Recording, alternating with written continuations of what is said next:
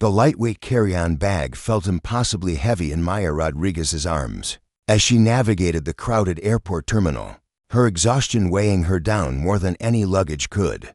Dark circles shadowed her eyes, testament to nights spent working double shifts at the diner just to make ends meet.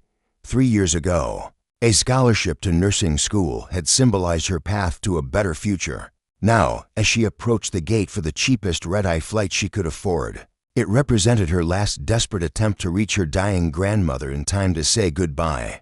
Before we jump back in, tell us where you're tuning in from, and if this story touches you, make sure you're subscribed because tomorrow, I've saved something extra special for you. The overhead announcement blared that her flight to Chicago was boarding. Final call for economy class. Maya quickened her pace, weaving through business travelers with their expensive luggage and pressed suits.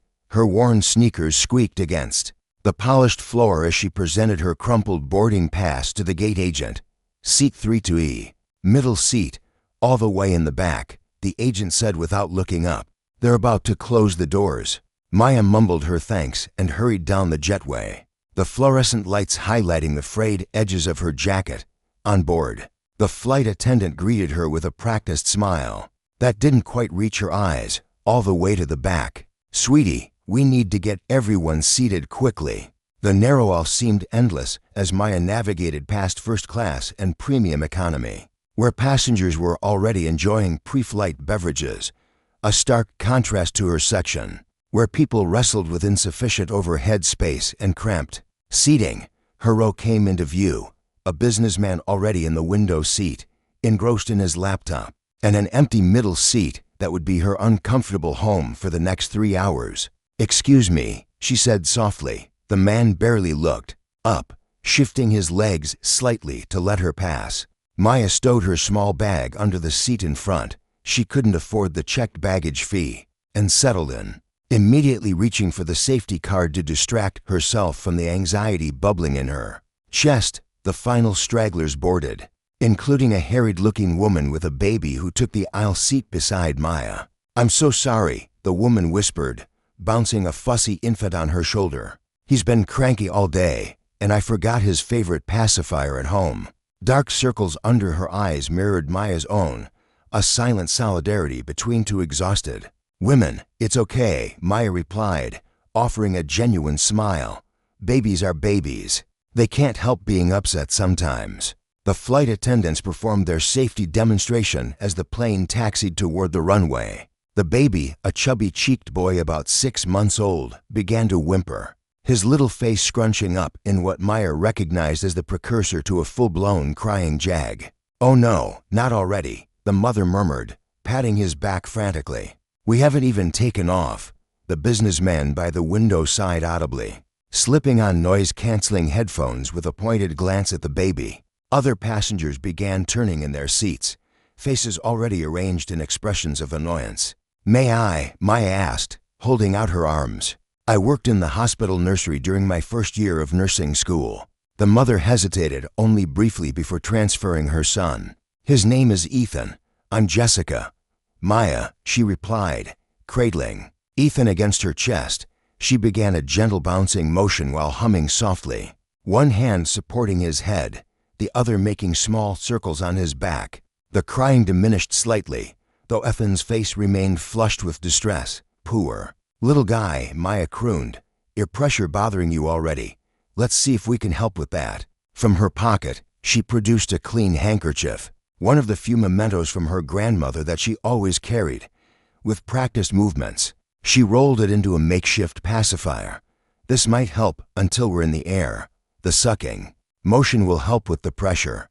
Jessica watched with grateful amazement as Ethan accepted the cloth substitute, his cries fading to occasional whimpers. "You're a miracle worker."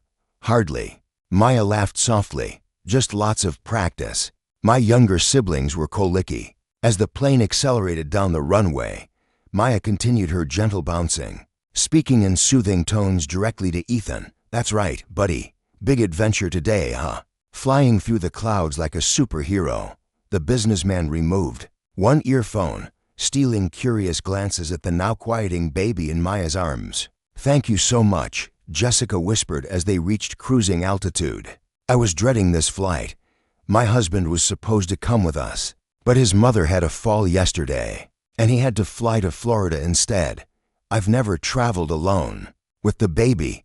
Where are you headed? Maya asked, still rocking Ethan, who was now blinking heavily, sleep gradually overtaking him. Chicago, then connecting to Detroit. My sister's wedding is this weekend. Jessica sighed. I almost canceled when my husband couldn't come, but she would have been devastated. That's where I'm going to. Chicago, I mean, Maya swallowed hard, the reason for her journey sitting heavy in her chest. My grandmother is in the hospital there. They don't think she'll. Preparing and narrating this story took us a lot of time. So if you are enjoying it, subscribe to our channel. It means a lot to us. Now back to the story. Jessica reached over, squeezing Maya's arm gently. I'm so sorry. She raised me after my parents died, Maya continued, surprising herself with the personal disclosure. Worked 3 jobs to put food on the table for me and my siblings. She's the reason I was able to start nursing school. Was? Jessica asked softly. Maya's eyes clouded. Had to drop out last year. Couldn't afford the final semesters even with scholarships. Been working at a diner since then. Saving up to finish someday. The businessman shifted in his seat, and Maya suddenly realized he could hear their conversation, despite his expensive headphones. She felt her cheeks flush with embarrassment at sharing her financial struggles so openly. I should let you rest, Maya said, carefully transferring the now sleeping Ethan back to his mother. He should be good for a while now. Keep him. Jessica insisted with a tired smile. Just for a bit longer? This is the first break I've had all day, Maya nodded, settling Ethan more comfortably against her shoulder. The little weight of him was comforting somehow. A reminder of simpler times when she'd helped care for her younger siblings, of the nursing career she still dreamed of completing someday. When the stack of bills on her kitchen counter stopped, growing higher than her paychecks, the businessman closed his laptop suddenly, turning toward Maya. Without the screen's glow, she could see his face clearly for the first time, striking blue eyes, strong jawline softened by the beginning of a 5 o'clock shadow, and an expression of curiosity rather than the annoyance she'd expected. That's quite a talent you have, he said, his voice carrying a slight accent she couldn't place. With the baby, just experience, Maya replied with a shrug that careful not to disturb Ethan. Nothing special, I disagree, he said, extending his hands slightly across the empty armrest between them. I'm Daniel Harrington, by the way. Maya Rodriguez. She shifted Ethan to free one hand for a brief handshake, noting the expensive watch that peeked from beneath Daniel's shirt cuff. And this little guy is Ethan. You're very good with him. Daniel observed. You mentioned nursing school? Maya nodded, suddenly conscious of the contrast between them. His tailored suit versus her faded jeans, his manicured nails against her waitress-worn hands. Pediatric nursing was my specialty, or would have been. A slight turbulence jostled the plane, causing Ethan to stir. Maya immediately resumed her gentle bouncing, adding a soft humming that quickly settled him back to sleep. That's impressive. Daniel commented, my sister has twins, and I've never seen anyone calm them so effectively. The conversation lulled. As the flight attendants began the beverage service, Daniel purchased a coffee for himself and, to Maya's surprise, offered to buy her a drink. Just water, please, she said, embarrassed by the kindness from a stranger. But thank you. Make that to Waters, Daniel told the attendant, ignoring Maya's protest. And do you have any cookies or crackers? We have biscotti for $4 or snack mix for $5. The attendant replied, one of each, please. Daniel handed over his credit card without hesitation. You didn't need to do that, Maya whispered once the attendant moved on. Considerate payment for saving all our eardrums from baby screams, he said with a small smile, pushing the snack packages toward her. You should eat something. Can't properly hold a baby on an empty stomach. The simple kindness brought an unexpected lump to Maya's throat. She'd been running on coffee and adrenaline since receiving the call about her grandmother, barely remembering to grab a granola bar before rushing to the airport. Thank you. Jessica had fallen asleep against the window, exhaustion finally claiming her. Maya and Daniel conversed quietly as the plane crossed state lines, their initial awkwardness dissolving with each passing mile. "So what takes you to Chicago?" Maya asked, carefully opening the snack mix one-handed. "Business meeting," Daniel replied. "My company is considering acquiring a healthcare technology startup there." "Sounds important." Daniel shrugged. "Just another meeting." "What about you? You mentioned your grandmother." Maya's expression sobered. "She had a stroke 3 days ago. The doctors don't think she'll recover this time." Her voice cracked slightly. "I've been picking up extra shifts trying to save. Enough for a ticket, but prices kept climbing. By the time I could afford it, this red-eye was the only option." "I'm sorry," Daniel said, genuine empathy in his voice. "Family is everything. She's all I have left," Maya admitted. "After my parents died in a car accident when I was 16, she took in me and my 2 younger siblings, worked herself to the bone to keep us fed and housed." A tear escaped despite her efforts, quickly wiped away. "She was so proud when I got into nursing school, and you had to leave because of finances," Daniel asked gently. Maya nodded, embarrassment coloring her cheeks. "Tuition increased. Scholarships weren't enough. I thought I could work part-time and still manage, but then my younger sister needed braces, and my brother's asthma medication doubled in price, and..." She trailed off. "Sorry. You don't need my life story." "I asked," Daniel pointed out. "And it sounds like you've been carrying a heavy load." Ethan stirred again, little eyes blinking open to stare solemnly at Maya. His tiny hand reached up to pat her cheek with surprising gentleness. "Well, hello there," she smiled momentarily, distracted from her melancholy. "Did you have a good nap, Mr. Ethan?" The baby gurgled in response, a wide, toothless smile spreading across his face. Even Daniel couldn't resist smiling at the interaction. "He likes you," he observed. "Babies are good judges of character," Jessica chimed in, awake now and watching them with a grateful expression. "And this one doesn't warm up to just anyone." The rest of the flight passed more quickly than Maya had expected. Ethan remained surprisingly content, alternating between sleeping on Maya's shoulder and playing peekaboo with Daniel, who had abandoned his work entirely in favor of entertaining the baby. Jessica managed to eat a proper meal and use the restroom, simple luxuries for a traveling mother, while Maya held Ethan as the captain announced their initial descent into Chicago. A strange melancholy settled over Maya.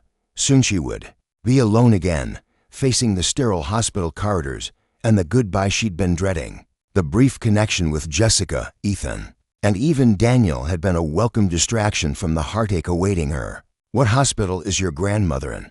Daniel asked as they began their descent. "Lakeside Memorial," Maya replied, carefully handing Ethan back to Jessica for landing. "I'll need to catch the blue line from the airport." Daniel frowned. "That's across town. The trains will be slow this time of night." "It's fine," Maya assured him, though the thought of navigating an unfamiliar city's public transit at 2 a.m. was daunting. "I've got the directions saved on my phone. I have a car service." "Meeting me," Daniel said after a moment. "Lakeside is actually on my way to the hotel. I could drop you there." Maya hesitated, the offer tempting but unexpected. "That's really kind, but I couldn't impose." "It's no imposition," he insisted. "Honestly, it would make me feel better, knowing you got there safely. It's late, and you're unfamiliar with the city." Jessica nodded encouragingly. "You should accept, Maya. Chicago can be confusing, especially at night." The plane touched down with a gentle bump, taxiing toward the terminal as passengers began gathering their belongings. Maya felt a flutter of anxiety at the thought of accepting a ride from a stranger, no matter how kind he'd been during the flight. "I appreciate the offer," she began, "but if it makes you more comfortable," Daniel interrupted, seeming to sense her hesitation. "My driver will be there, and you can sit up front with him." "I completely understand being cautious." The sincerity in his eyes was difficult to dismiss, and the practical reality of saving precious time reaching her grandmother won out over her reservations. "Okay," she agreed finally. "Thank you. That would be a huge help." As passengers began filing off the plane, Jessica turned to Maya one last time. "I can't thank you enough for your help with Ethan. You saved this flight for everyone." "It was my pleasure," Maya replied honestly, giving Ethan's chubby cheek a gentle stroke. "Good luck with the wedding, and good luck with your grandmother," Jessica said, squeezing Maya's hand. "I'll be thinking of you in the terminal."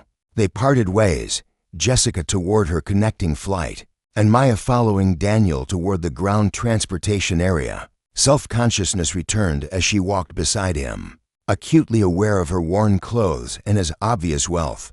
Other travelers instinctively moved aside for Daniel, his confident stride and tailored appearance marking him as someone of importance. "My driver should be waiting just outside," Daniel explained as they cleared security. "His name is Robert. He's been with my family for years." Sure enough, an older gentleman in a neat uniform stood holding a sign reading Harrington at the pickup area. His weathered face broke into a warm smile at the sight of Daniel. "Good evening, Mr. Harrington," he greeted, taking Daniel's briefcase. "I trust your flight was satisfactory?" "Better than expected, Robert," Daniel replied, gesturing to Maya. "This is Ms. Rodriguez. We'll be making a stop at Lakeside Memorial Hospital before heading to the hotel." If Robert was surprised by the additional passenger, he didn't show it. "Of course. Sir Ms. Rodriguez, welcome to Chicago." The car was a sleek black luxury sedan, its interior smelling of leather and subtle cologne. Maya slid into the back seat, alongside Daniel, too tired now to insist on sitting up front as originally planned. "Lakeside is about 30 minutes from here at this time of night," Robert informed them as they pulled away from the curb. "Traffic should be light." Maya gazed out the window, watching the airport lights recede. The emotional weight of her journey, temporarily lifted during the flight, settled back onto her shoulders. In less than an hour, she would be at her grandmother's bedside, possibly for the last time. "She'll be happy you made it," Daniel said quietly, as if reading her thoughts. "I hope so," Maya whispered. "The nurses said she's been in and out of consciousness." Daniel hesitated, then reached into his jacket pocket, producing a business card. "I know this might seem forward, but," he handed her the card, embossed with the logo of Harrington Health Systems. "If you need anything while you're in Chicago, anything at all, please call this number. It's my direct line." Maya took the card reflexively, surprise rendering her momentarily speechless. The title under his name read Chief Executive Officer. "You're the CEO," she stated flatly, pieces suddenly clicking into place. The expensive suit, the confidence, the way the flight attendants had been especially attentive to their row. Daniel nodded, looking almost embarrassed. "Yes, but that's not important right now. What matters is that you have someone to call if you need help in an unfamiliar city." "Why?" The question escaped before she could stop it. "Why help me? You don't even know me." Daniel considered her question with surprising seriousness. "Because I recognized something in you tonight. Genuine compassion and selflessness. You helped that mother and baby without hesitation, despite your own worries. That's rare, especially these days." He paused. "And because someone once helped me when I was at my lowest, expecting nothing in return. I've never forgotten that." The car slowed as they approached the hospital, its illuminated emergency entrance casting harsh light across the otherwise darkened street. Maya gathered her small bag, suddenly reluctant to leave the unexpected comfort of Daniel's presence. "Thank you," she said, meaning it for more than just the ride. "For everything, remember." Daniel replied, gesturing to the card still in her hand. "Anything you need." As Maya climbed out of the car, Robert handed her a sealed envelope. "Mr. Harrington insisted," he explained quietly, "for taxi fare and meals while you're here." Before Maya could protest, the door closed and she was left, standing on the sidewalk, the envelope heavy in her hand. Inside, she found several $100 bills and a handwritten note. Some kindness should be paid forward. No repayment needed or expected. Daniel tears blurred her vision as she watched the car disappear into the night. Squaring her shoulders, Maya turned toward the hospital entrance, tucking the card and envelope securely into her pocket. Whatever heartache awaited inside, she would face it with renewed strength, a small flame of hope kindled by the unexpected kindness of a stranger. Inside the sterile hospital lobby, the night nurse directed her to the 5th floor ICU, where her grandmother had been moved earlier that day. As the elevator ascended, Maya mentally prepared herself for what she might find. The money in her pocket felt like a talisman, somehow making her stronger, just knowing it was there. Not for its monetary value, but for the compassion it represented. The elevator doors opened to the quiet hush of the intensive care unit, where monitors beeped softly and nurses moved with purposeful efficiency between rooms. Maya approached the station, giving her grandmother's name in a voice that sounded steadier than she felt. Rodriguez. Eleanor Rodriguez. I'm her granddaughter, Maya. The nurse's face softened with recognition. We've been hoping you'd make it. She's been asking for you. The nurse led Maya down the hushed corridor to room 512, her soft-soled shoes making no sound on the polished floor. She's been slipping in and out of consciousness, the nurse explained in hushed tones. But she's a fighter, your grandmother. Keeps telling us she's waiting for her Maya. Outside the room, the nurse paused. Just prepare yourself. There are a lot of machines, but they're helping her. Maya nodded, swallowing hard as the door swung open. Despite the warning, her breath caught at the sight of her grandmother, the formidable woman who had raised 3 children after already raising her own, now diminished against the white hospital sheets. Tubes and wires connected her to monitors that tracked her fragile hold on life, their steady beeping the only sound in the room besides Elena Rodriguez's shallow breathing. Abuelita, Maya whispered, moving to the bedside and gently taking her grandmother's hand. The skin felt paper-thin beneath her fingers, blue veins visible like roads on a map of a life well lived, but nearing its final destination. Elena's eyelids fluttered at the sound of Maya's voice, then slowly opened. Recognition dawned gradually, then bloomed into a smile that transformed her tired face. Miniga. She murmured, "You came." "Of course I came," Maya replied, tears spilling freely now. "Nothing could have kept me away." For the next hour, Maya sat beside the bed, sometimes talking, sometimes simply holding her grandmother's hand as Elena drifted between sleep and wakefulness. She told her about the flight, about baby Ethan, carefully omitting the details of her financial struggles and the kindness of the stranger who had helped her arrive more quickly. Her grandmother didn't need those worries now. Round dawn, a doctor arrived to check Elena's vitals. In the hallway afterward, he gave Maya the prognosis she had been dreading. The stroke caused significant damage, he explained gently. We're making her comfortable, but I want you to prepare yourself. It could be days, it could be hours. Maya nodded, numb but grateful for the honesty. Can I stay with her? Of course, the doctor replied. The nurses will bring you a recliner. You should rest too.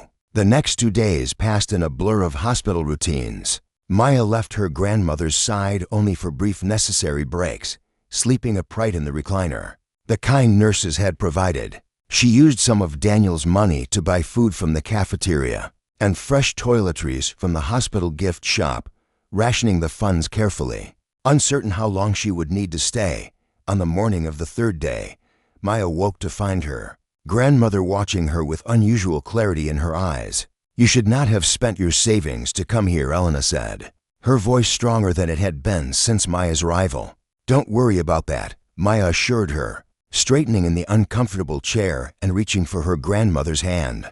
I always worry about you, Niga, Elena replied with a hint of her old stubbornness. Working so hard at that diner, giving up your dreams. I haven't given up, Maya insisted. Just postpone them a little. I'll go back to nursing school. Elena's eyes filled with tears. I failed you.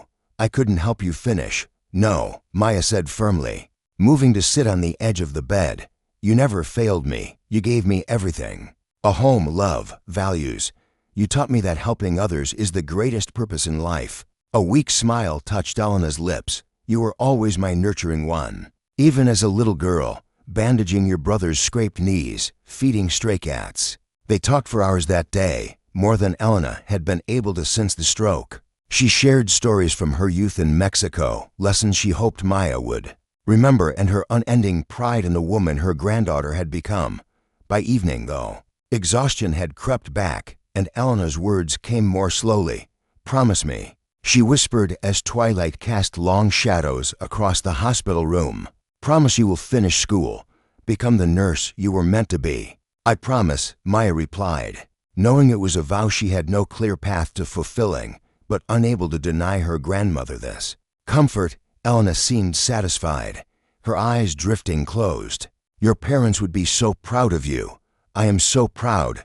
That night, as a gentle rain pattered against the hospital windows, Elena Rodriguez slipped away peacefully in her sleep, her hands still held in Maya's. The grief came in waves, sometimes threatening to pull Maya under completely, sometimes receding, enough to allow her to handle the necessary arrangements with the quiet dignity her grandmother would have expected. The hospital chaplain was kind, sitting with Maya until the funeral home representatives arrived. A social worker helped her navigate the paperwork, gently explaining options that wouldn't further strain her limited finances.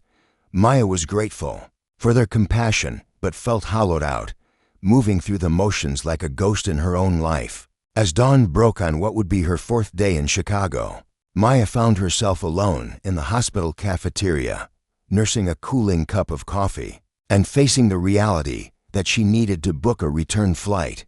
Her original plan had been a quick overnight visit, the most she could manage with her work schedule, but her boss had been understanding. When she called to explain the situation, giving her the week off without question, now with funeral arrangements made for 2 days later, a simple service at the church her grandmother had attended since moving to Chicago. 15 years ago, Maya needed to extend her stay, but wasn't sure how she would afford it. The envelope of cash from Daniel had covered her immediate needs, but a hotel for several more nights was beyond her means. The business card he had given her burned a hole in her pocket. "If you need anything," he had said, but calling a near stranger for help felt impossible, especially someone of his stature. What would she even say? "Hello, I met you on a plane, and now I need a place to stay because my grandmother died and I'm broke." The absurdity of it almost made her laugh, a strange bubble of hysteria rising in her throat that she quickly swallowed back with a sip of bitter coffee. Maya, the voice behind her was so unexpected that for a moment she thought she'd imagined it. But when she turned, Daniel Harrington stood there, looking both familiar and somehow different in a casual sweater rather than his business suit. "I'm sorry to intrude," he said, gesturing to the empty chair across from her. "May I?" Too surprised to speak, Maya nodded. Daniel sat, setting down a paper bag that emitted the tantalizing aroma of fresh pastries the hospital cafe makes. "Terrible muffins," he explained, pushing the bag toward her. "There's a decent bakery across the street." "How did you know I was here?" Maya finally managed, confusion momentarily overriding her grief. Daniel's expression grew somber. "I called yesterday to check if you needed anything," the nurse told me, "about your grandmother. I'm so very sorry for your loss." The simple kindness in his voice broke through the numb shell Maya had wrapped around herself. Tears welled up before she could stop them, spilling down cheeks already raw from crying. "I'm sorry," she whispered, fumbling for a napkin. "I don't usually fall apart in front of strangers." "We're not exactly strangers anymore," Daniel replied gently, "and you have nothing to apologize for." For several minutes, they sat in silence as Maya regained her composure. Daniel didn't push conversation, simply offering quiet companionship that somehow felt like exactly what she needed. "Thank you for the money," Maya finally said. "It helped more than you know." Daniel waved away her gratitude. "Have you made arrangements?" he asked instead. Maya nodded. "The service is day after tomorrow. My siblings are flying in tonight." She hesitated, then admitted, "I was just trying to figure out where to stay. I can't afford the hotel near the church for that long." "I have a solution, if you're willing," Daniel said after a moment. "My company keeps a corporate apartment not far from here for visiting executives and clients. It's empty right now and would be more comfortable than a hotel room. You and your siblings are welcome to use it." Maya stared at him, speechless at the offer. "Why are you doing this?" she finally asked, the same question she'd posed in the car days earlier. Daniel considered her question thoughtfully. "Because I can," he said simply, "and because 3 years ago, I was stranded in a foreign hospital after a car accident, alone and terrified. A local family took me in, cared for me until I could travel home. They expected nothing in return. His blue eyes held hers steadily. Sometimes the universe puts us in position to help exactly when we're needed. The corporate apartment turned out to be a spacious 3-bedroom condominium in a secure building with a doorman who greeted them by name. When Daniel escorted Maya there later that morning, the fully stocked kitchen, comfortable furnishings, and separate bedrooms for herself and her arriving siblings were more luxury than Maya had experienced in years. "This is too much," she protested weakly as Daniel handed her a key card. "It would sit empty otherwise," he countered. "The building has my contact information if you need anything. Stay as long as you need." Before leaving, he hesitated, then pulled an envelope from his jacket. "I hope this doesn't offend you, but I took the liberty of covering the funeral expenses. The church and funeral home have been paid in full." Maya's knees nearly buckled. The modest arrangements she'd made had still been far beyond her means, and she'd been planning to put them on her already overburdened credit card. "I can't accept that," she whispered, though relief warred with pride in her chest. "Please," Daniel said quietly, "let me do this one thing.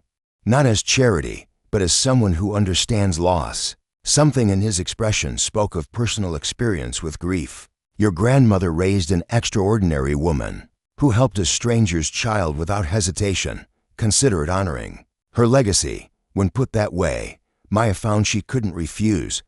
"Thank you," she managed, tears threatening again. "I don't know how I'll ever repay you. Pay it forward someday." Daniel replied with a gentle smile. "That's how it works." He left her to settle in, promising to check in later, but giving her space to process her grief. Maya stood in the pristine living room of the luxury apartment, the key card and funeral notification clutched in her hand, wondering how a chance encounter on a red-eye flight had led to such unexpected kindness from a man who should have been nothing more than a forgotten seatmate. Her siblings arrived that evening: Marco, now 22 and studying engineering on scholarship, and Lucia, 19 and working part-time while attending community college. Their reunion was bittersweet, full of tears and memories of the woman who had sacrificed everything to raise them after their parents' death.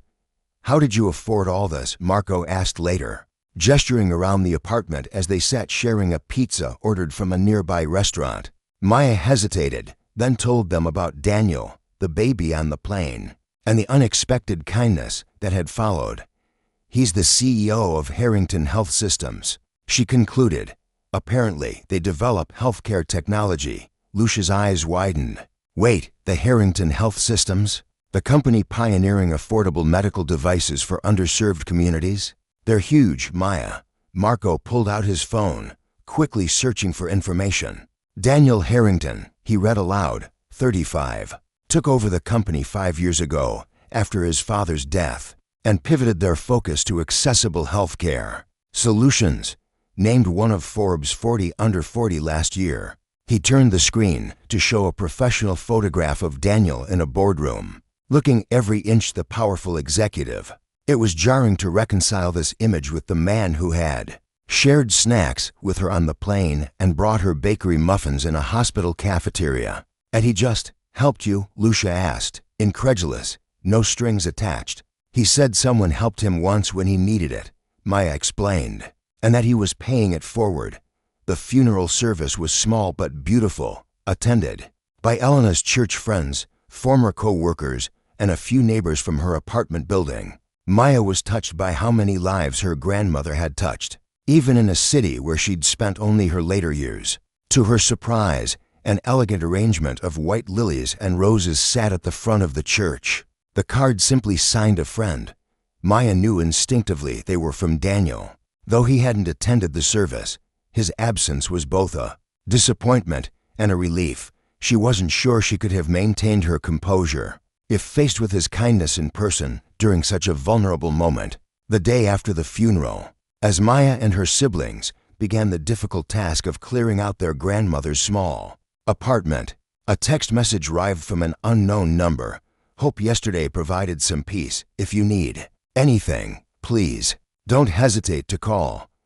Maya saved the number but didn't reply immediately, unsure what to say. How did you properly thank someone who had fundamentally altered your experience of the worst days of your life? It was Marco who finally convinced her to reach out. He clearly wants to help Maya, and we could use some guidance about Abuelita's medical bills. The hospital had already sent notification of Elena's outstanding balance, a sum that made Maya's head spin, even with Medicare. The specialized care had generated costs well beyond anything they could handle. With trepidation, Maya finally composed a text, "Thank you for everything. My siblings and I are trying to figure out Abuelita's hospital bills. Would you have any advice on payment plans or assistance programs?" Daniel's response came within minutes. "I'd be happy to help. Are you free for dinner tonight? Bring your siblings and the paperwork." That evening, the three Rodriguez siblings met Daniel at a comfortable restaurant near their grandmother's apartment. Unlike the corporate executive from the website photos, this Daniel wore jeans and a casual button-down shirt, greeting them warmly and immediately putting Marco and Lucia at ease with his unpretentious manner. "I've taken the liberty of having our legal team look into assistance options," he explained. After they had ordered, Elena's situation qualifies for several programs that could significantly reduce the balance.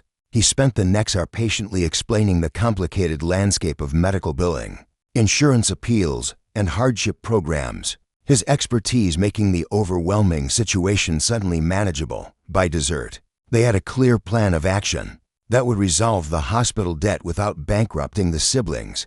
"I can't thank you enough," Maya said as they prepared to leave, "for everything you've done." "Actually," Daniel replied, seeming suddenly hesitant, "there might be a way you could help me in return, if you're interested." Maya tensed slightly, wondering if the other shoe was finally dropping. Daniel noticed her reaction and quickly clarified, "It's a professional opportunity, nothing inappropriate. My company is launching a patient advocacy program at several hospitals, including Lakeside. We need compassionate people with healthcare backgrounds to help patients navigate the system, especially those with financial constraints." He met Maya's eyes directly. "Your nursing education and personal experience make you uniquely qualified." Maya stared at him, processing his words. "Are you offering me a job?" Daniel nodded. "It would be part-time initially, allowing you to complete your nursing degree. We'd work around your class schedule, and the position includes tuition assistance." "Why me?" Maya asked, echoing the question she'd asked him repeatedly since their first meeting. "You barely know me. I know enough," Daniel replied simply. "I know you helped a struggling mother and baby without hesitation. I know you worked double shifts at a diner to buy a plane ticket to be with your grandmother. I know you put your siblings' needs before your own education." He paused. "Sometimes you can learn more about a person's character in a 3-hour flight than in years of business meetings." Lucia kicked Maya under the table, her eyes wide with encouragement. Marco was nodding vigorously beside her. "Could I think about it?" Maya asked, overwhelmed by the possibility suddenly before her. "Of course." Daniel agreed easily. "Take all the time you need." As they left the restaurant, Daniel pulled Maya aside briefly. "This isn't charity," he said quietly, as if reading her thoughts. "It's a legitimate position we've been trying to fill for months. You're qualified, Maya. Don't let pride stand in the way of opportunity." Back at the corporate apartment, Lucia and Marco enthusiastically urged Maya to accept the offer. "It's perfect," Lucia exclaimed. "You'd be helping people and finishing your degree, and Abuelita would be thrilled." Marco added more softly, "It's exactly what she wanted for you." Maya sat on the balcony late that night, staring at the glittering Chicago skyline and thinking about the strange turns her life had taken in just 1 week. She had arrived broken, desperate to say goodbye to her grandmother before it was too late. Now she faced a potential new beginning, an unexpected path forward emerging from her grief. The promise she'd made to her grandmother echoed in her mind.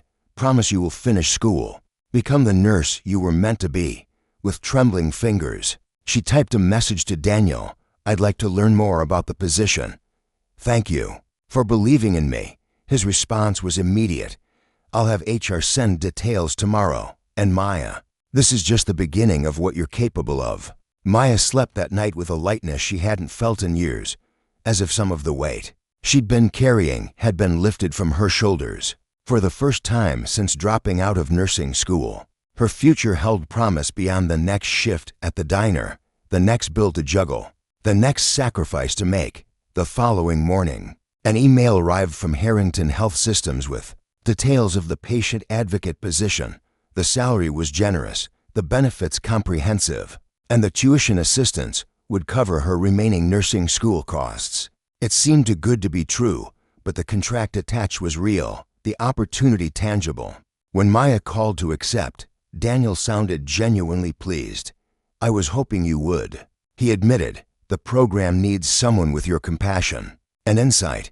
"I still don't understand why you've done all this," Maya said, the question that had plagued her since their first meeting still unanswered to her satisfaction. There was a pause before Daniel replied, his voice softer than she'd heard it before.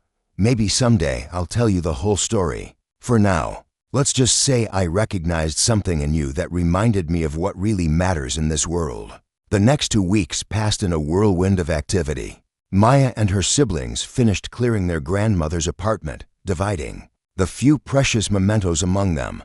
Marco returned to his university, and Lucia to her studies in their hometown, both leaving with lighter hearts, knowing Maya would finally be pursuing her dreams again. 3 months into her new role as a patient advocate at Lakeside Memorial Hospital, Maya Rodriguez found herself thriving in ways she'd never imagined possible. Her days were filled with purpose, helping patients understand their treatment options, navigate insurance complexities, and access financial assistance programs. The grateful smiles that greeted her each morning reminded her of why she'd pursued healthcare in the first place. "Ms. Rodriguez, you're an angel," declared Mrs. Abernathy, an elderly woman whose Medicare claims Maya had successfully appealed, saving her thousands of dollars before you came along. "I was ready to stop my treatments altogether, couldn't see drowning my children in debt after I'm gone." Maya squeezed the woman's frail hand. "That's exactly why I'm here, Mrs. Abernathy. No one should have to choose between health and financial security." As she made her rounds through the oncology ward, Maya's tablet chimed with a calendar reminder, meeting with Daniel, 2 p.m. Her heart did a small, involuntary flutter that she immediately tried to suppress. Their bi-weekly check-ins had become a highlight of her schedule, though she was careful to maintain professional boundaries.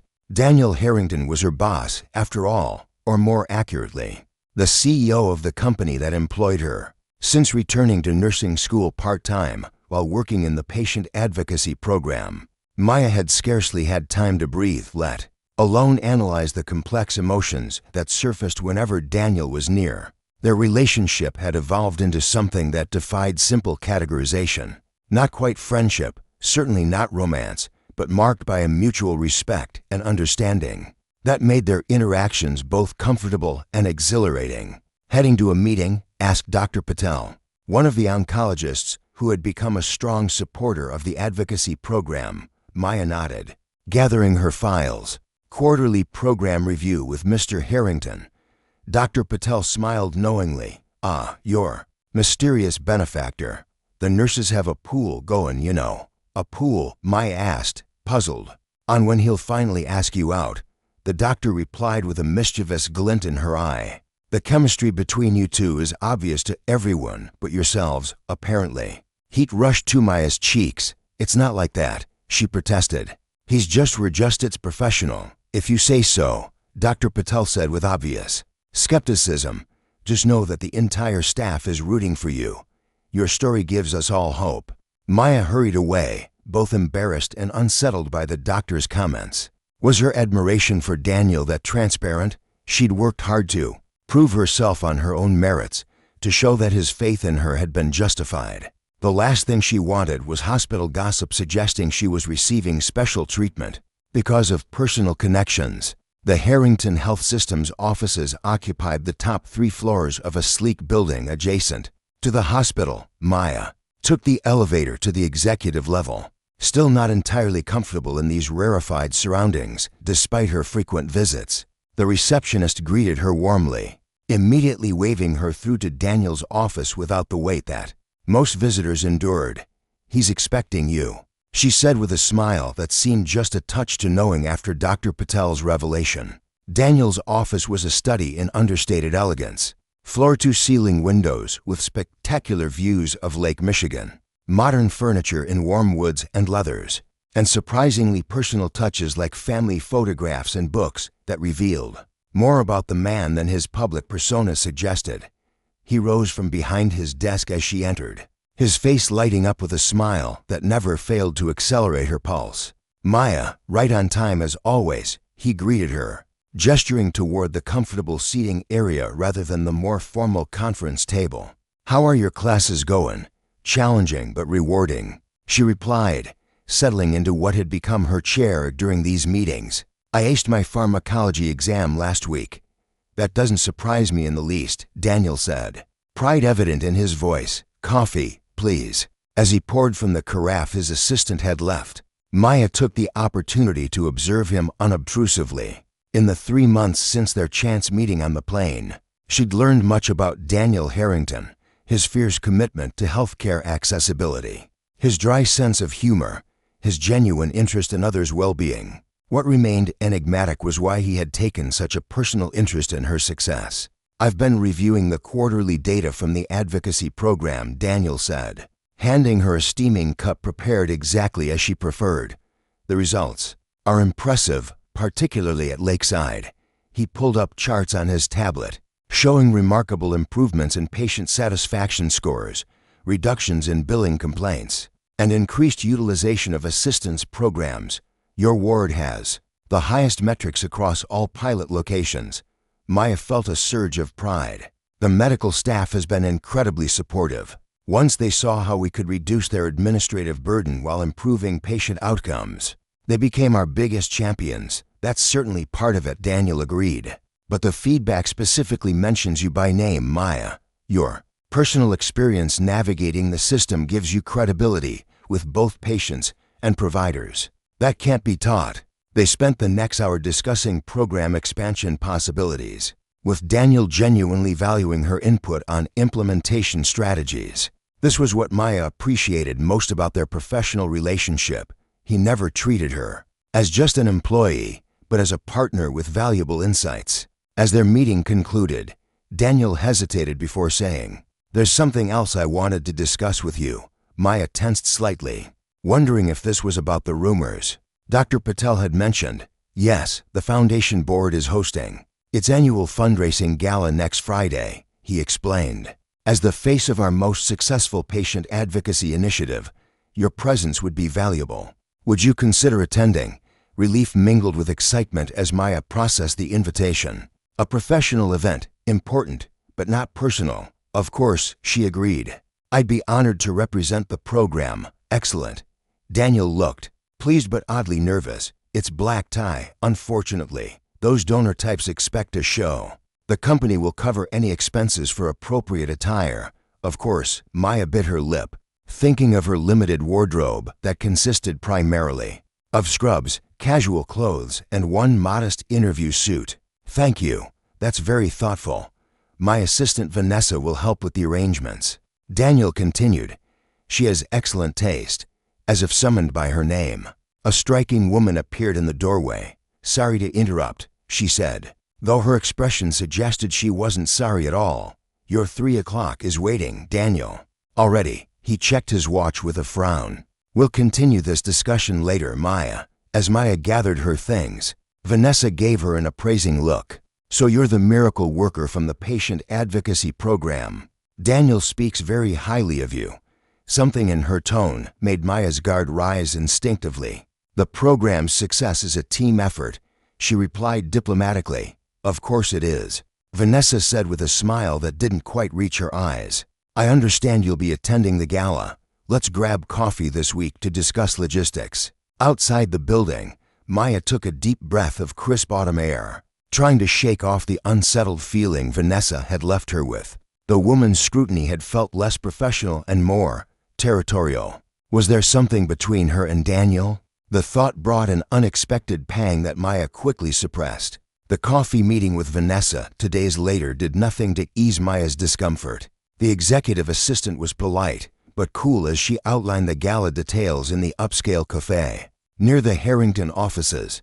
The guest list includes major hospital administrators, insurance executives, and potential donors, Vanessa explained. You'll be seated at Daniel's table alongside board members. I'm not sure I belong in such company, Maya admitted, feeling increasingly out of her depth. Vanessa's perfect eyebrow arched slightly. That makes two of us. The blunt response caught Maya off guard. Excuse me? Setting down her espresso cup with precision, Vanessa leaned forward. Let me be direct, Maya. You've risen remarkably fast within the organization. From a chance meeting on a plane to a prestigious position with the CEO's personal oversight. In just 3 months, people are talking. Heat rushed to Maya's face. If you're implying there's something inappropriate, I'm not implying anything. Vanessa interrupted smoothly. I'm simply advising caution. Daniel has a generous heart, especially for causes and people he believes in. But his position requires certain considerations. I've never asked for special treatment, Maya said stiffly. Perhaps not intentionally. Vanessa's expression softened marginally. Look, I've known Daniel for years. I've seen how isolated his position can be, how few people approach him without an agenda. Your authenticity is refreshing to him, even captivating. Maya remained silent, unsure how to respond to this unexpected insight. Just be careful, Vanessa continued, checking her watch, both with his reputation and your own. Now, about your gala attire. I've arranged an appointment at Elise's boutique tomorrow at 5 p.m. The dress will be charged to the company account. As Vanessa departed with brisk efficiency, Maya sat stunned, replaying the conversation in her mind. Was Vanessa warning her away from Daniel personally or professionally? And why did either possibility leave her feeling so deflated? The boutique experience the following evening was both magical and intimidating. Elise, a French-born designer with an exclusive clientele, closed her shop for Maya's private appointment at Vanessa's arrangement. Ms. Harrington told me your story, Elise said, circling Maya with an expert eye. From helping a baby on a plane to becoming a healthcare advocate, 'twas inspiring. Maya blinked in confusion. Ms. Harrington? Oui, Daniel's sister, Elise clarified. Vanessa Harrington, she didn't tell you? They don't look alike, but they share that same intensity. The revelation that Vanessa was Daniel's sister, not a romantic interest or merely an assistant, shifted Maya's understanding of their previous conversation entirely. The protective scrutiny suddenly made more sense. This wasn't professional territoriality but family loyalty. By the end of the appointment, Maya stood before a three-way mirror, hardly recognizing herself in an elegant midnight blue gown that somehow made her look both sophisticated and approachable. The price tag had been discreetly removed, but Maya had caught a glimpse of figures that made her dizzy. It's perfect, Elise declared with professional satisfaction. Daniel will be speechless. Maya opened her mouth to clarify that Daniel's reaction wasn't the point, then closed it again. Who was she kidding? Even as she tried to maintain professional boundaries, she couldn't deny the anticipation that fluttered in her stomach at the thought of seeing him outside the office context. The night of the gala arrived with both excitement and trepidation. Maya's classmate Jen had helped with her hair and makeup, creating a look that was elegant without being overdone. The result was a transformation that made Maya pause before her mirror. The woman reflected there exuded a confidence she was still learning to feel. You look stunning, Jen declared, adjusting a final curl. That CEO of yours won't know what hit him. He's not my CEO, Maya protested weakly. This is a professional event. Jen rolled her eyes. Keep telling yourself that, honey. Just promise me details tomorrow. The gala was held at the Art Museum's Grand Hall, transformed for the evening with subtle lighting and elegant floral arrangements. Maya arrived via the company car Daniel had insisted on sending, her stomach in knots as the driver helped her from the vehicle. Guests in formal attire streamed up the museum steps, the women in designer gowns, the men in impeccable tuxedos. I don't belong here, she thought fleetingly, smoothing the silk of her dress with nervous hands. Then she remembered her grandmother's voice. You belong wherever your purpose takes you, Niga. Never less than anyone, squaring her shoulders. Maya ascended the steps, giving her name to the attendant at the entrance.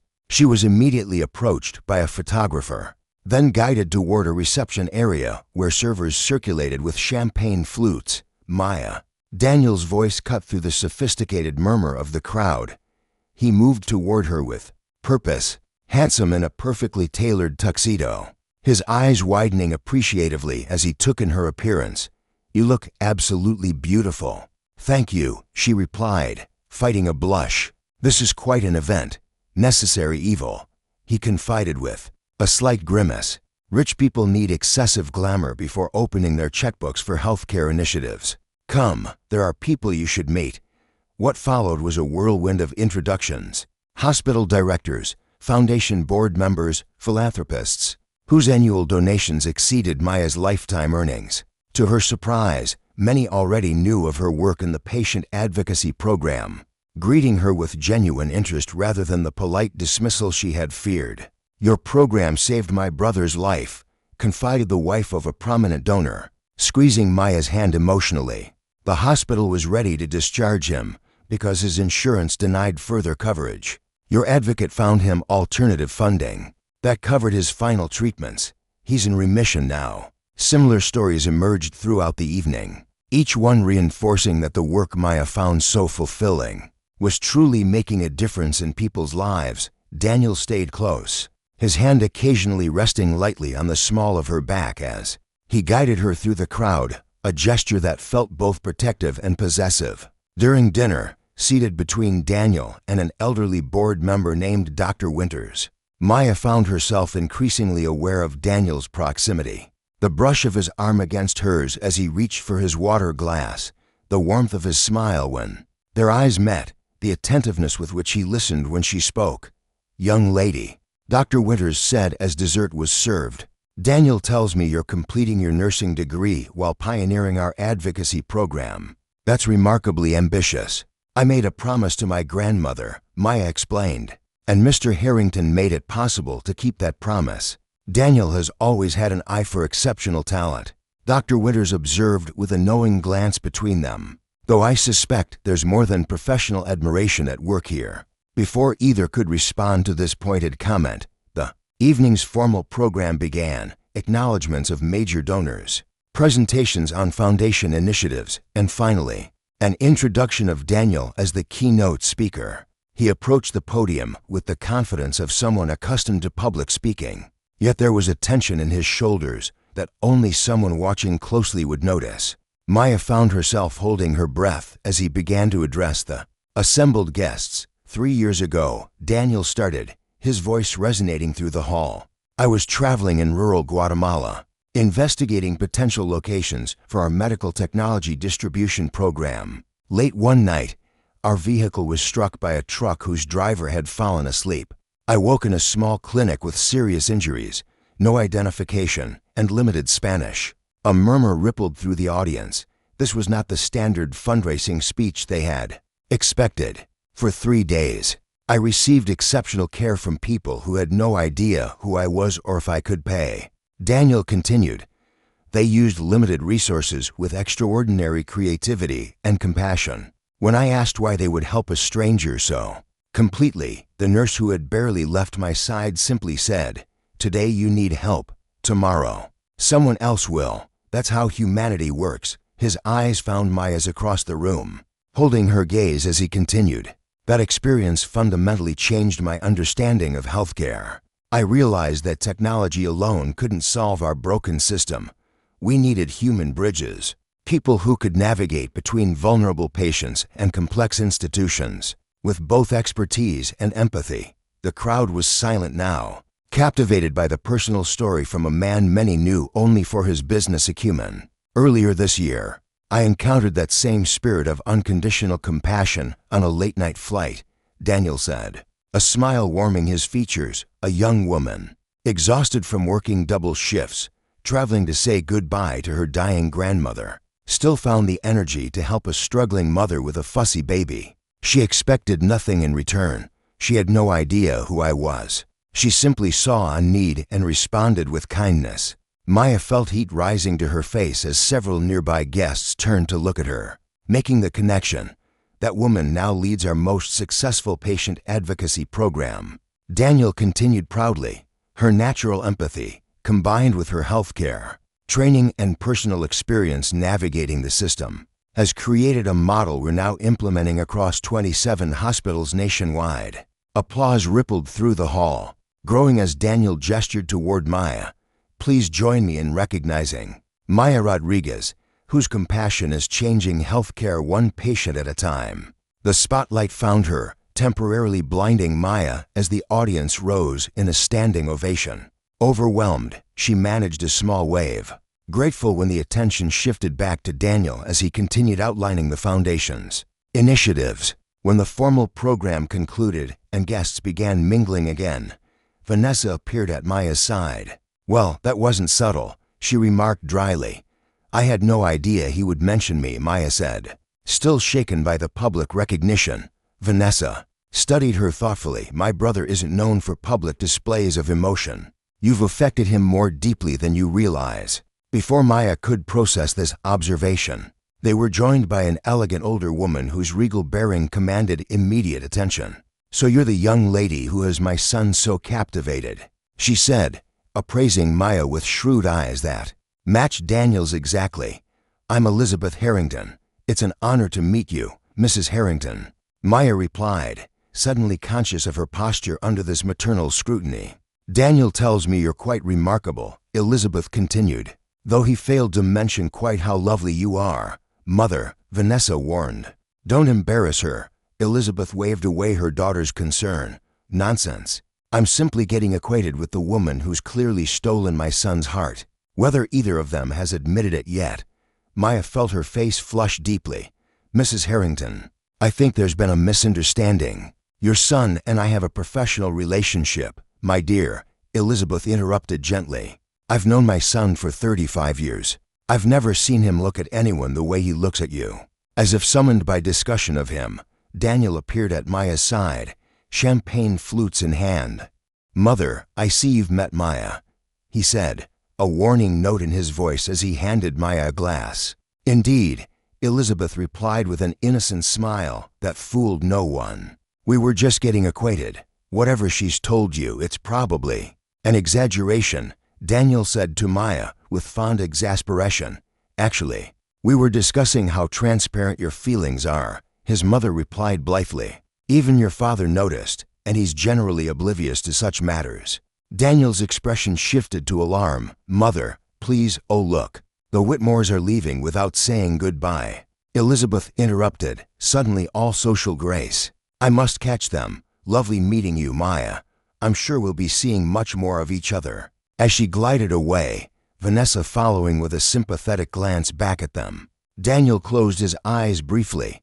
I apologize for my family. Subtlety isn't their strong suit. They care about you, Maya said softly. That's nothing to apologize for. Daniel guided her toward a quieter corner of the hall, away from the diminishing crowd. About what my mother said. It's okay, Maya interrupted, not ready to hear him gently reject any romantic notion. Families see what they want to see. I understand our relationship is professional. A flicker of something like disappointment crossed Daniel's features. Is that what you want it to be? Strictly professional? The directness of the question caught Maya off guard. I don't know, she admitted honestly. What we have now works so well. I wouldn't want to risk that. What if there could be more without risking what we've built? Daniel asked, his voice dropping to an intimate tone that sent shivers along her spine. What if I told you that meeting you on that plane was the best thing that's happened to me in years? Maya's heart raced as she searched his face, finding nothing but sincerity in his expression. Daniel, they were interrupted by his assistant James, looking apologetic but urgent. I'm sorry, sir, but there's a situation with the Westlake implementation that needs immediate attention. The team is on the conference line waiting. Daniel's frustration was evident, but his professional responsibility won out. I have to take this, he said to Maya. Can we continue this conversation later? Of course. She agreed, trying to hide her disappointment. My driver will take you home, Daniel insisted. And Maya, this isn't finished. The unresolved conversation lingered in Maya's thoughts long after she arrived home. The quiet of her apartment a stark contrast to the evening's glamour and revelations. Had Daniel Harrington, CEO of a healthcare empire and member of one of the city's most prominent families, really been about to declare personal feelings for her. The unlikelihood of it kept her awake far into the night. Their worlds were so different, his of boardrooms and galas, hers of hospital corridors and classrooms. Yet in their shared commitment to improving healthcare, they had found common ground that transcended these differences. As dawn broke over the city, Maya finally drifted to sleep with her grandmother's voice echoing in her mind. The heart recognizes its match, Niga, even when the head makes excuses. The morning after the gala, Maya woke to a text message from Daniel. Emergency resolved. Breakfast at Lakeside Cafe at 9. Need to finish our conversation. Her fingers hovered over the phone screen, uncertainty battling with anticipation. The rational part of her brain warned that pursuing anything beyond a professional relationship with Daniel Harrington would complicate everything: her job, her education, her carefully reconstructed life. Yet something deeper, a voice that sounded remarkably like her grandmother's, urged her to take the risk. I'll be there. She typed back before she could overthink it. The Lakeside Cafe sat adjacent to the hospital grounds, a quiet refuge frequented by medical staff seeking respite from the clinical environment. When Maya arrived, slightly breathless from hurrying, she spotted Daniel immediately at a corner table by the windows, casual in jeans and a sweater rather than his usual business attire. You came, he said, rising as she approached, relief evident in his voice. Did you think I wouldn't? Maya asked, sliding into the seat across from him. I thought you might reconsider after having time to process everything from last night. Daniel signaled the server, who promptly brought coffee. My family can be overwhelming. Maya smiled despite her nervousness. They're protective of you. I understand that. For a moment, they sipped their coffee in companionable silence, the morning sunlight casting a warm glow across the table between them. Daniel seemed uncharacteristically hesitant, a man accustomed to boardroom decisiveness now choosing his words with careful deliberation. Maya, he finally began. I've built my career on calculated risks, on weighing potential outcomes against possible losses. But with you, he paused, meeting her eyes directly. With you, all those careful calculations go out the window. Her heart quickened at the raw honesty in his voice. What are you saying, Daniel? I'm saying that from the moment I watched you comfort that baby on the plane. Something shifted in me. His hand moved across the table, stopping just short of touching hers. You reminded me why I got into healthcare in the first place. Not for profit margins or technological innovations, but for the human connection, for the difference we can make in people's lives. That's the advocacy program, not me personally, Maya protested gently. Daniel shook his head. The program is an extension of who you are, your compassion, your resilience, your integrity. You've revitalized not just the initiative, but everyone involved in it, including me. He took a deep breath, seeming to come to a decision. I know the timing is complicated. You're rebuilding your life, focusing on your education. I'm dealing with company expansion and board expectations. But I can't pretend there isn't something between us, something worth exploring. Maya's throat tightened with emotion. There are 1,000 reasons why this is a bad idea. She whispered, the company policies, the power dynamics, what people will say, all valid concerns, Daniel acknowledged. And if you tell me you only want a professional relationship, I'll respect that completely. Nothing would change at work. The sincerity in his eyes nearly undid her. This was a man who had changed her life through unexpected kindness, who had seen value in her when she was at her lowest point. A man who, despite his position and privilege, understood the struggles of ordinary people and worked tirelessly to address them. And if I don't, Maya asked softly, if I want to explore this too? The smile that broke across Daniel's face was like sunrise, gradual, then brilliantly transformative. Then we moved forward carefully, transparently. We set appropriate boundaries at work. We take our time. He finally bridged the distance between them, his fingers gently entwining with hers. No pressure, Maya, just possibility. In that moment, with the morning light illuminating their joined hands, Maya made her decision. I'd like that, she said simply, the possibility. The weeks that followed unfolded like chapters in a story Maya had never dared imagine for herself. Daniel was true to his word. At work, their interactions remained professionally focused, though observant colleagues noticed the new warmth between them. Outside of Harrington Health Systems, they began building something precious and unexpected.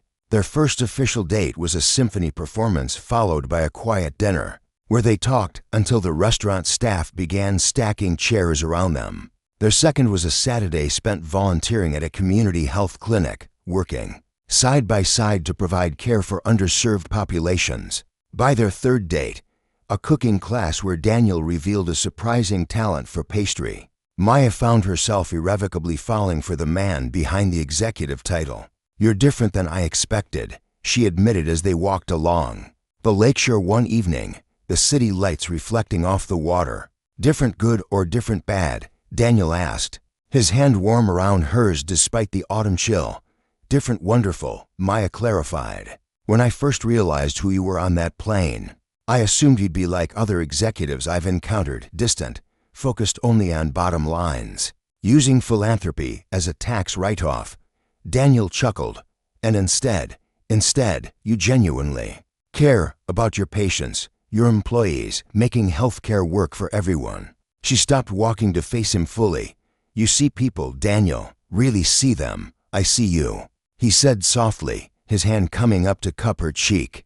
"Challenging established protocols that don't serve patients' needs, finding creative solutions that acknowledge both medical and human realities."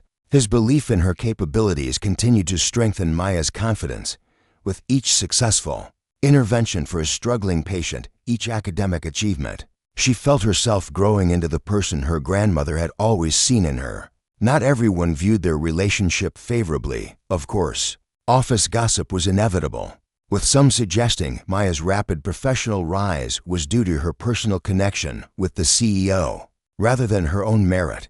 Vanessa had warned her this would happen. People always underestimate women who blend compassion with competence, Vanessa said during a lunch meeting where they were reviewing advocacy program metrics. Daniel's sister had gradually warmed to Maya once convinced of her genuine feelings for Daniel. They assume kindness equals weakness, or that success must come from connection rather than capability. "It bothers me," Maya admitted, "especially when it undermines what we're trying to accomplish with the program. Then prove them wrong." Vanessa advised bluntly, "Keep delivering results they can't argue with. The data doesn't lie, even when people do."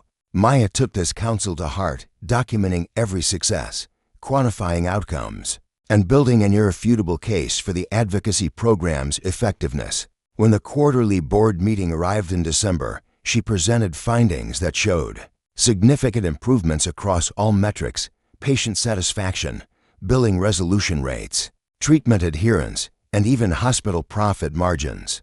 Patients who understand their care and can access appropriate resources stay healthier and require fewer emergency interventions, she explained to the assembled board members, her initial nervousness replaced by passionate conviction. "This isn't just compassionate care, it's cost-effective care." The board's approval of program expansion into 20 additional hospitals was unanimous, a professional triumph that left Maya exhilarated. Daniel, who had recused himself from the vote to avoid any appearance of favoritism, waited for her outside the boardroom, pride evident in his expression. "Congratulations, Ms. Rodriguez," he said formally for the benefit of passing executives, then whispered, "Dinner tonight to celebrate," as they walked toward the elevator. "I can't," Maya replied regretfully. "Final exam in advanced pathophysiology." "Rain check. Of course, your education comes first."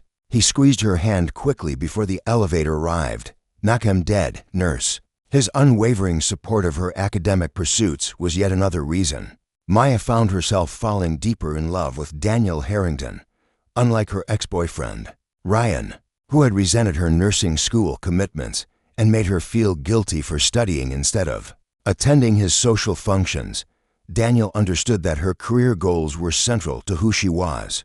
The semester's end brought another milestone: Maya's formal acceptance into the accelerated completion program for her BSN degree. With her previous credits and outstanding performance, she would graduate in May, a goal that had once seemed impossibly distant now firmly within reach.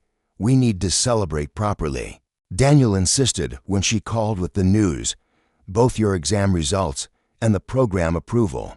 Let me plan something special, nothing extravagant, Maya cautioned, still uncomfortable with the wealth disparity between them. Despite growing more accustomed to Daniel's world, something simple, define simple, he negotiated, amusement in his voice, no private jets, no Michelin stars, no red carpets, she specified. Having learned that their definitions of casual often differed dramatically, you drive a hard bargain, Rodriguez. Daniel laughed. Saturday evening, dress warm. That's all the information you get. When Saturday arrived, Daniel picked Maya up in his own car rather than sending his driver, already a departure from their usual routine.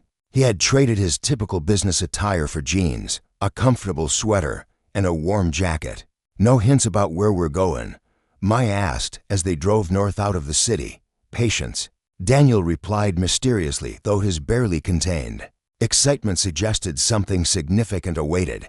After an hour's drive, they turned onto a private road leading to what appeared to be a large cabin. Overlooking Lake Michigan, Christmas lights twinkled along the eaves and smoke curled invitingly from the chimney against the darkening winter sky. Whose place is this? Maya asked as Daniel parked beside a familiar car.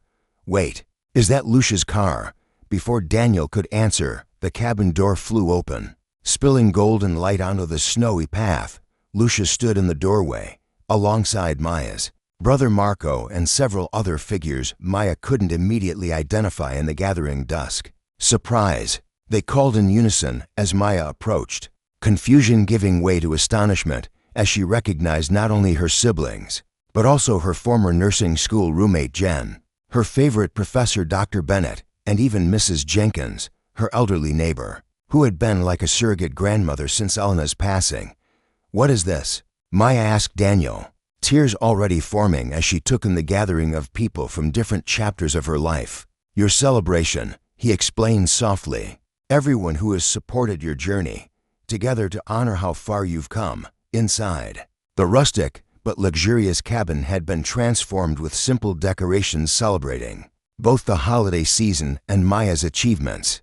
A banner reading "Congratulations, Maya" hung above a table laden with her favorite foods, while photos documenting her life journey decorated the walls. Childhood pictures with her parents and grandmother, nursing school candidates, and recent images from her work at the hospital. Daniel tracked us all down, Marco explained, hugging his sister tightly. Said you deserve to be surrounded by everyone who loves you as you celebrate this milestone. I can't believe you did this, Maya whispered to Daniel, overwhelmed by the thoughtfulness of the gesture. Believe it, he replied, watching her reaction with undisguised pleasure. There's more, but that comes later. The evening unfolded with food, laughter, and countless stories about Maya, her determination as a child, her compassion as a nursing student, her impact as a patient advocate. Dr. Bennett shared how Maya's work was already influencing curriculum development at the nursing school, while patients who had benefited from the advocacy program had recorded video messages of gratitude that left everyone misty-eyed. I've never had a student who so perfectly embodied what healthcare should be, Dr. Bennett concluded, raising her glass in a toast to Maya, future nurse extraordinaire and healthcare revolutionary. As the evening progressed, Maya found herself pulled aside by various guests, each conversation deepening her appreciation for the community Daniel had gathered. He's a good man, Mrs. Jenkins told her, patting Maya's hand with arthritic fingers. Reminds me of my Harold, different. On the outside, perhaps, but the same where it counts, in the heart. Later, as guests enjoyed dessert around the fireplace, Daniel cleared his throat to gain everyone's attention. If I could borrow Maya for a few minutes, he requested, extending his hand to her. There's something I'd like to show her outside. Curious glances followed them as Daniel led Maya onto a deck overlooking the lake, where a telescope had been set up, pointed at the clear winter sky. The temperature had dropped, but heat lamps provided comfortable warmth in their small private space. Stargazing, Maya asked, raising an eyebrow. In a manner of speaking, Daniel replied, adjusting the telescope slightly. Take a look. Maya bent to peer through the eyepiece, finding a bright star centered in the field of vision. "It's beautiful," she commented, "but I don't understand. That star," Daniel explained. His voice suddenly tender, "is now officially named Elena Rodriguez in the International Star Registry." Maya straightened, turning to him with shock. "What? Your grandmother guided you toward your purpose, helped you become the extraordinary woman you are today," Daniel said softly. "Now she'll always be watching over you, just as she promised." Tears spilled freely down Maya's cheeks, emotion too powerful for words as she remembered her grandmother's final days, her unwavering belief in Maya's potential. "There's a certificate, coordinates, everything." Daniel continued, reaching into his jacket to produce an elegant folder. "I thought—" His words were cut off as Maya threw her arms around him, burying her face against his chest. "Thank you," she whispered brokenly. "It's perfect. She would have loved it." Daniel held her close, his chin resting atop her head, as they shared the moment beneath the star that now bore her grandmother's name. When Maya finally pulled back to look up at him, the depth of emotion in his eyes took her breath away. "I love you, Maya Rodriguez," Daniel said simply, the words hanging crystalline in the cold night air. "I think I've loved you since I watched you comfort a stranger's child with such natural grace. Every day since has only confirmed what I knew then, that you are extraordinary in ways that have nothing to do with careers or accomplishments, and everything to do with the essence of who you are." Maya's heart seemed to expand in her chest, joy radiating through her with warming certainty. "I love you too," she whispered, "so much that it terrifies me sometimes." Daniel smiled, brushing a tear from her cheek with his thumb. "Why terrifying?" "Because I never expected this," she admitted. "Never thought I deserved someone who would see me, really see me, and love what they saw." "You deserve everything," Daniel said fiercely. "Everything good in this world and beyond." Inside the cabin, their guests had gathered at the window, watching the tender scene unfold on the deck. Lucia wiped away a tear while Marco nodded approvingly, both recognizing the rare gift their sister had found, a love that honored rather than diminished her strength, that celebrated rather than confined her spirit. What happened next would become family legend, riddled at gatherings for years to come, though none would capture the perfect simplicity of the actual moment. Daniel took Maya's hands in his expression suddenly serious yet filled with hope. "I had planned to wait, to give you more time," he said softly, "but standing here, under your grandmother's star, with everyone who loves you nearby, it feels right." Maya's breath caught as Daniel lowered himself to one knee on the snow-dusted deck, still holding her hands in his. "Maya Rodriguez, you changed my life by showing kindness to a stranger's child. You've transformed my understanding of what truly matters in this world." His voice was steady yet thick with emotion. "I want to build a life with you, not just the gala evenings and corporate achievements, but quiet mornings and ordinary Tuesdays, the spectacular and the mundane, all of it, together." From his pocket, he produced a small velvet box, opening it to reveal a ring that sparkled in the starlight.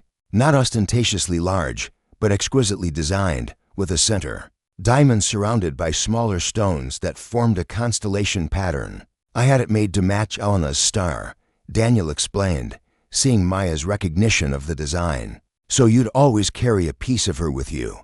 Tears blurred Maya's vision as Daniel continued. "Will you marry me, Maya? Will you partner with me in all things, in revolutionizing healthcare, in building a family, in making each other better people every day for the rest of our lives?"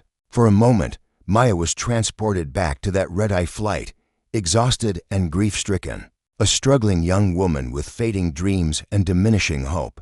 She could never have imagined that helping a fussy baby would set in motion a chain of events that would lead here, to love, to purpose, to belonging. "Yes," she whispered, then more confidently, "Yes, Daniel. Yes to all of it." As he slipped the ring onto her finger, cheers erupted from inside the cabin, their loved ones no longer pretending not to watch. Daniel stood, gathering Maya into an embrace that felt like a promise, a future, a home, later. As they rejoined their guests for champagne and congratulations, Maya found herself beside Vanessa, who examined the ring with approving eyes. "He designed it himself, you know," Daniel's sister confided. "Drove the jeweler mad with his specific requirements, Maya laughed, joy bubbling up irrepressibly. That sounds like him, attention to every detail. Vanessa's expression grew. Serious. I need to apologize, Maya. When you first came into Daniel's life, I was suspicious. Protective, as you should have been, Maya assured her. You love your brother. Yes, but I underestimated you, Vanessa admitted. I thought you might be dazzled by his position, his resources. Instead, you've grounded him, reminded him why he built this company in the first place. You've made him happier than I've seen him since we were children. The celebration continued late into the night, with impromptu toasts and shared stories weaving together the disparate threads of lives, now connected through Maya and Daniel's relationship. As guests eventually departed for the nearby hotel where Daniel had arranged accommodations, the newly engaged couple stood in the doorway, arms around each other, watching snowflakes begin to descend in the porch light. Happy, Daniel asked, pressing a kiss to Maya's temple. Beyond words, she replied, leaning into his embrace. Though I still can't quite believe this is real. Believe it, he said, echoing his words from earlier in the evening. This is just the beginning. 6 months later, as spring blossoms gave way to early summer warmth, Maya stood in a small room at her childhood church, her nursing school. Diploma freshly framed and her future spread before her like an open road of possibility. Through the window, she could see guests gathering in the garden where, in just 30 minutes, she would marry Daniel Harrington. Abuelita would be so proud, Lucia said, adjusting the simple lace veil in Maya's dark hair. Of all of this, your graduation, your work, finding love. She is proud, Maya replied with certainty, touching the constellation pendant at her throat, a smaller version of her engagement ring that Daniel had given her as a graduation gift. She's watching. The ceremony that followed was everything Maya had wished for, intimate, meaningful, grounded in the values of service and compassion that had brought her and Daniel together. Their vows, written personally, spoke not just of love but of purpose, of using their union to create greater good in the world around them. I promise to support your dreams as fervently as my own, Daniel vowed, his voice carrying clearly to the assembled guests, to partner with you in creating a healthcare system that serves everyone with dignity, to remember always that our greatest privilege is the ability to help others. Maya's response echoed his commitment, adding, I promise, to remind you of the human impact of every decision, to keep compassion at the center of our work and our life together, to never forget that even the smallest kindness can change someone's world completely. As they sealed these promises with a kiss, applause rippled through the gathering. Hospital colleagues beside nursing school friends, corporate executives, alongside community clinic volunteers, all united in celebrating not just a marriage but a partnership with potential to transform countless lives. At the reception, as twilight softened the garden with gentle shadows, Maya found herself momentarily alone, watching Daniel across the dance floor as he chatted animatedly with her brother about Marco's engineering innovations. You did good, Niga, a voice seemed to whisper on the evening breeze, so familiar that Maya instinctively turned, half expecting to see her grandmother standing there, though only flowers met her gaze. Maya smiled, a profound peace settling over her. I know. Abuelita, she whispered. I kept my promise. Daniel appeared at her side, drawn by some invisible connection that always seemed to tell him when she needed him. Everything okay? He asked, slipping an arm around her waist. Maya nodded, leaning into his embrace as they looked up at the emerging stars together. Everything is perfect, she said. I was just thinking about how one small moment of kindness on a plane changed everything. Not changed, Daniel corrected gently, revealed. The compassion was always in you. The purpose was always there. Sometimes we just need someone to help us see it clearly. As they rejoined their guests, Maya carried this truth with her, that the greatest transformations often begin with the smallest actions, that every human connection holds potential for unexpected joy, and that kindness offered freely, without expectation of return, creates ripples that can change not just one life, but countless others in its wake. Up next, you've got 2 more standout stories right on your screen. If this one hit the mark, you won't want to pass these up. Just click and check them out. And don't forget to subscribe and turn on the notification bell so you don't miss any upload from us.